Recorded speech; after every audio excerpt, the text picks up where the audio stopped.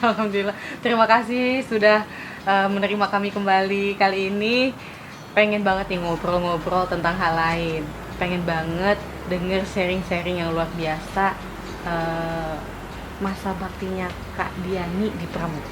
Wah, katanya udah lama juga nih di Pramuka ya Kak Diani. Ya, ya. Boleh dong cerita-cerita Kak Diani? Ya, jadi pramuka itu memang saya geluti sejak kecil ya. Sejak SD itu saya sudah aktif pramuka. Dan itu sering saya sampaikan ke anak-anak bahwa dengan mengikuti kepramukaan akan terbentuk satu pribadi yang tangguh, konsisten, disiplin dan sebagainya. Nah, saya dari SD sebenarnya saya sudah aktif di pramuka. Wah, dari SD berarti tahun berapa tuh ya Pak ya? 60-an kan. 60-an ya. Jadi kalau misalkan ini apa udah kalau dihitung udah sampai 40 kali ya? 40 tahun ada ya? Ya, lebih lah. Lebih lah ya. Dan begitu bertugas di Kota Bogor, saya dulu di wilayah kan tahun 80-an di Bogor Tengah, mantan polisi. Nah, waktu itu kebiasaan orang kecamatan itu di Mabiran. Jadi kalau Kamabirannya camat, nanti terusnya itu wakar atau di Mabiran. Waktu itu saya tidak di Mabiran, malah di Kuaran, di Bogor Tengah. Saya wakar Kuaran bersama saya dengan Pak Yusuf Titorjo, masih ingat saya ke Kuarannya. SMP 7 beliau itu. Rumahnya di Sempur. Nah, saya rapat di rumahnya di Sempur. Nah, dari situ ya beda kalau dulu kita sebagai anggota pramuka, sejak dinas kita menjadi pembina di kepramukaan di Kuaran. Kemudian tahun 86 saya di Bogor Timur, saya menjadi Kamabiran karena camat kan. Itu sangat intent lah dengan Kuaran Kampus Tanur waktu itu. Banyak kita melakukan kegiatan-kegiatan kepramukaan dan sebagainya. Dan tahun 90-an, 96 ke berapa, saya juga menjabat Kamabicam. Kapuarcam Kota Bogor, menggantikan Kapuarcam Kak Edi Suryaman.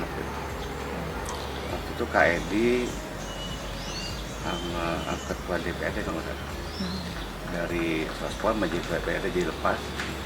Akhirnya saya untuk menyelamatkan pramuka waktu ceritanya, karena kan dulunya selalu dipegang orang distrik, kalau nggak orang PGRI. Nah, tiba-tiba ke KD Suryaman waktu itu. Sehingga judulnya itu mengembalikan. Nah, transisi mengembalikan itu diperkara saya dari Pemda waktu itu.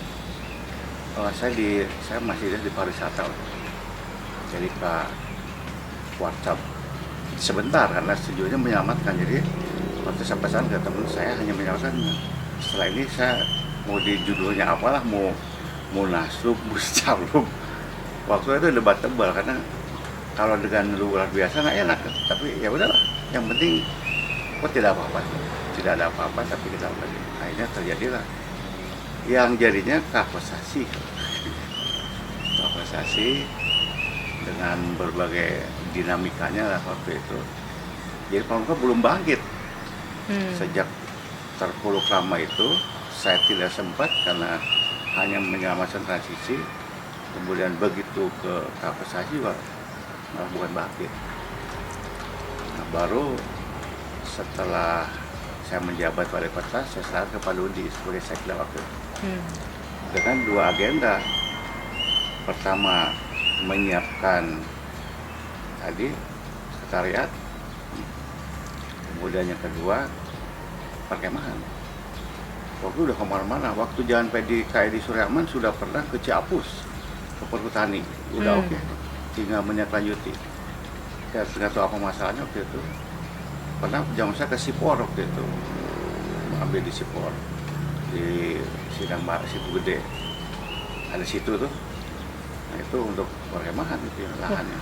Keren banget kalau di situ ya Kak. Waktu itu ke situ arahnya. Nggak tahu kenapa ternyata kan pekerjaan pacap kan. Kita sudah larut dengan pekerjaan di Pemda, hanya baru tercapai sekretariat. Dari Papandayan. Karena banyak merger waktu itu, banyak sekolah kosong lah. Akhirnya ada itu pakai itu. Iya, sampai hari ini belum terwujud pakai mana. Pernah mau ke Cimandala, sebelah mana lah itu kan Kabupaten Cimandala juga. Itu yang Cimandala Kabupaten kan perkemahan. Jadi itu dari hal apa namanya pekerjaan-pekerjaan yang perlu diselesaikan yang cukup mendasar itu. Dua sekretariatan perkemahan itu perkemahan rutin tiap tahun. Iya, Untuk pasti perlu ajang banget ya. pelatihan dan sebagainya. Iya, itu Iya. perlu lah untuk mengejawantahkan berbagai keahlian dan sebagainya. Nah, sehingga ya seperti tahun kemarin saya juga hadir kan, saya ikut yang di itu Bandar Kambing apa? Yang di Borces. Oh, Iya. Jambore cabang ya. Jambore cabang. Iya. Dari cabang. Nah, anak saya ikut dari Atopik. Ya sedih juga sih. Sebagai yang pernah ngegulir pramuka masih di tempat orang kan itu. Mari kita banyak lahan kalau perlu dibeli dan sebagainya. Ini yang makanya sampai dan berakhir kan itu PR panjang yang harus selesai perkemahan. Jadi itu yang berkaitan dengan kiprah dari awal di Kota Bogor ini sampai yang berakhir dalam masa jabatan sebagai Kamabicab. Selama Kamabicab ya 2 periode lah, 2 Kapwarcap kan dari Pak Ludi dan Pak Ali Sarip. Jadi ya kita selalu mensupport tadi untuk berbagai aktivitas, berbagai kinerja. Dan tadi kemarin saya ada laporan dari KAD bahwa ya peringkatnya sudah cukup prestisius Bogor itu. Bagus lah sudah itu. Bagus lah kalau itu. Kan ada juga seperti ke DKN kan banyak dari kita dulu. Banyak yang pernah ada yang dikirim ke Jepang. Jadi sebetulnya banyak yang punya prestasi bagus dari rekan-rekan kita itu yang bisa mengangkat nama baik ke Kota Bogor. Hanya kan harusnya kita sebagai sebagai yang mengelola itu harus juga mempunyai satu program yang terukur, kemudian juga bisa dirasakan sehingga ini menjadi kebanggaan bagi semua keluarga besar pramuka. Pernah waktu wagubnya Pak Dedi Yusuf, kita tuh ada jambore di Kayu Manis. Ya, Kayu Manis dekat lapang. Saya pasti ingat ya, itu sebenarnya mau diteruskan di tanah kosong itu. Kita punya saat. Dan itu dan Pak Dedi Yusuf juga waktu itu sudah dibicarakan tentang perkemahan. Jadi ya kalau berbicara tentang bagaimana kita mensupport semua ini, karena jangan sampai anak-anak ini menjadi tidak jelas. Dulu kan debat-debat antara pemasalan dengan khususan pakai seragam, ya kan? Ya udah dimasalkan saja, kenapa khusus? Kan itu kan antara massa dan khusus anggota pramuka saja. Dulu debat soal begitu. Kayaknya ya kita pilih pemasalan. Kalau pas nanti ada yang serunya tidak, kita coba hari ada satu hari pakai baju pramuka ya. Itu barangkali yang dapat secara garis besar lah tentang perjalanan bagaimana saya berperan pramuka di Kota Bogor ini. Tapi yang paling banyak saya lakukan sebagai aktivitas waktu di kecamatan, karena kan pelaksana. Karena sudah pelaksana waktu dulu ya. Kalau di Pabiran, di Mabicap kan hanya memberi masukan dan saran serta arahan. Kalau dulu kan nyiapin itu dulu. Waktu di Waran di Pabiran itu. Itu lebih aplikatif. Tapi kangen gak sih Pak sebagai Mamicap nih kan sekarang gitu, ngelihat pergerakan sekarang makin memanas juga, makin anget nih gitu kan ya. Anak-anak muda sekarang jadi makin seneng juga sama pramuka. Terus acaranya banyak banget nih kegiatannya, tiap hari ada aja gitu pramuka. Gimana Bapak melihatnya? Kalau melihat perkembangannya, kan bisa dua dilihat tuh, perkembangan secara aktiviti dan secara pemahaman. Jadi penjiwaan. Kalau hanya kita aktiviti kan bisa dibuat program. Tapi yang menjadi tolok ukur kebiasaan itu kan penjiwaan. Saya kalau ketemu dengan senior-senior pramuka yang sudah lama gitu, masih ada itu apa namanya, sisa-sisa bekas dia tidak lekang mereka. Nah, diharapkan dalam kondisi kekinian milenial ini juga kan tidak hanya senang kepada activity, tetapi bagaimana menjiwai, karena itu ya tadi lah yang saya terasa itu disiplin, kemudian ulet, kemudian juga konsisten. Tidak bisa dibeli dengan apapun, semangat itu. Ini sangat penting kaitannya sekarang dengan kondisi yang tidak menentu ini, sikap itu. Kali itu akan melahirkan, saya ini dari pramuka SD bisa jadi wali kota lah gitu. Dan itu tertanam di disiplin, tidak lekang. Setiap acara saya tidak pernah keduluan sama orang lain. Setiap acara. Nah, acara jadwal jam sekian, jam 7, kita sebelumnya sudah. Itu tidak akan mungkin kalau tidak dengan pembinaan yang selama ini dijalani lah. Jadi kalau Bapak sendiri meyakini bahwa kesuksesan Bapak sebagai salah satunya sebagai wali kota itu akibat dari mentalitas yang dibentuk di pramuka, Pak? Karena diperkenalkan awal dengan disiplin itu di pramuka. SD itu tadi. Jadi kenalkan awal dari situ dengan pramuka. Jadi saya tahu disiplin pramuka. Bagaimana kita mau ada acara di dalam pagi menyiapkan, kan itu menyiapkan bahan dan sebagainya. Itu disiplin. Kalau tanpa disiplin nggak boleh. Wah, Pak, sebagai Bapak kan punya anak juga yang masih muda gitu ya. Kalau Bapak melihat apa sih keinginan Bapak sebagai seorang yang sudah melewati fase di mana akhirnya di pramuka juga pernah, terus jadi pengurus sudah sampai sekarang masih mantau pramuka gitu ya. Bapak sendiri apa yang ingin Bapak inginkan gitu ya dari pramuka ini, pergerakannya di Kota Bogor, terutama untuk dampak kepada para pemuda nih terutama. Ini ya, dimanapun aktivitasnya, apapun kegiatannya, tetap harus bingkainya adalah religi, agama. Jadi kegiatan apapun bingkainya itu tujuannya agama. Karena kita semua itu akan mempertanggungjawabkan, dan itu kita harus sejak dini. Makanya kenapa pramuka juga disiplin dan teratur sampai dalam ibadah. Kalau itu perkembangan terus nanti ibadah. Ini yang penting. Jadi jangan sampai larut dengan warna-warni aktivitasnya. Harus itu bingkainya harus ketat.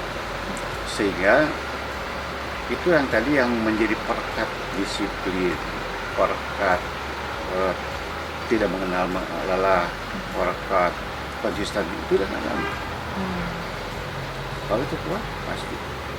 Nah, jadi maksud saya jangan lepaskan bingkai itu dalam setiap aktivitas. Dia harus kelihatan. Dan itu akan menjadi kesinambungan berikutnya. Tanpa diikat dengan itu ya setelah selesai sudah bukan pramuka lagi gitu. Jadi jiwa itu harus terus, tidak akan pernah berhenti. Seperti old soldier never die kan begitu. Jadi kalau kelihatan, kalau orang pernah di pramuka sampai kalau enggak kan kelihatan. Coba kayak Kak Wandi, tahu Kak Wandi kan? Tahu. Sampai hari kan coba lihat. 81 tahun. Kelihatan itu di pramuka. Kelihatan itu. Jadi saya bisa melihat orang yang menjadi pramuka dan tidak.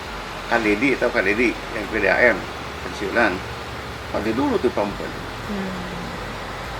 Jadi kelihatan itu dalam dalam berkomunikasi. Beda. Ada untuk tahap-tahapannya. Tidak seperti ya zaman sekarang kan anak-anak itu kan sudah melupakan undak usuk cek bahasa sudah. Nah, kalau di pramuka itu ada, etika itu ada. Saya kemarin bulan apa ketemu si Boy itu, ya masih begitu juga, seperti DKC itu.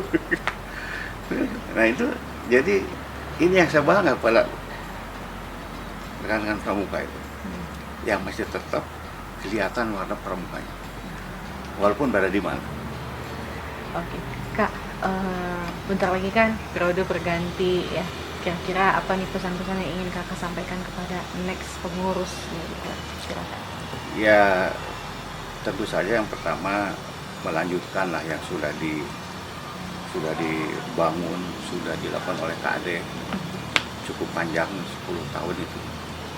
KAD bukan, dan keduanya bahwa KAD itu orang yang mengenal tentang pramuka, karena dari sumbernya kalau bicara sumber. Jadi, makanya ke depan juga harus bagaimana menjaga yang sudah ada ini, kemudian tadi menyelesaikan yang belum terwujud. Banyak hal dari sisi infrastruktur, dari sisi schedule, dari sisi silabi dan sebagainya. Sehingga bagaimana tadi yang mengkaitkan antara aktivitas dengan religi itu tadi, jangan sampai ini menjadi mundur lagi. Yang percaya sudah dibilang kali sudah dalam posisi yang sangat prestisius itu. Begitu.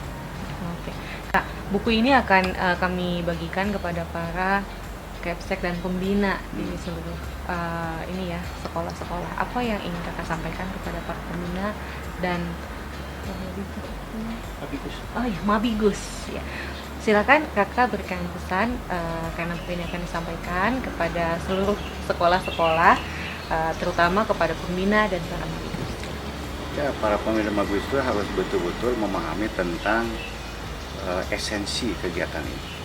Kan juga banyak kendala di Mabigus yang kurang respon, kurang support dan sebagainya. Dan kadang-kadang ya dapat dikatakan bahwa dia kurang memahami peran dia untuk anak didik ke depan. Itu kan aset ya.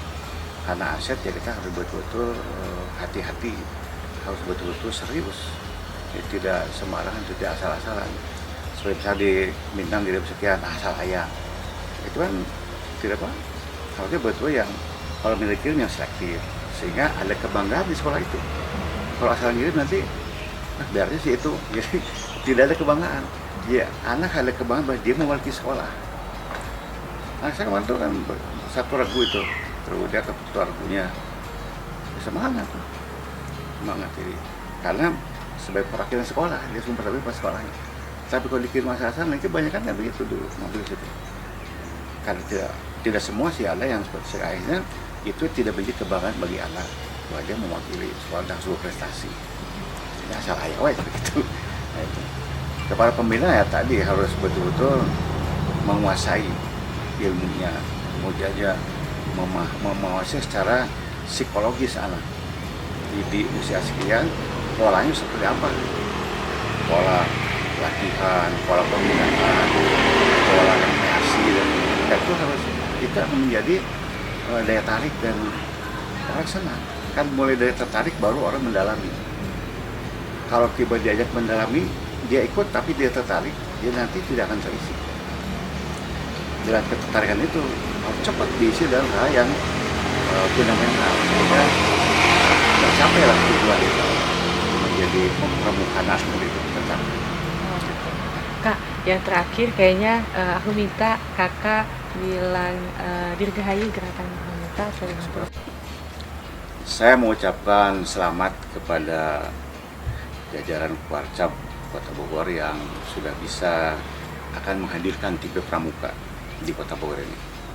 Sekali lagi saya ucapkan selamat beraktivitas, mudah-mudahan dengan tipe pramuka ini bisa lebih lagi mensosialisasikan semua kegiatan pramuka di Kota Bogor dan juga menambah semangat kegiatan pramuka. Terima kasih. We love Pramuka forever.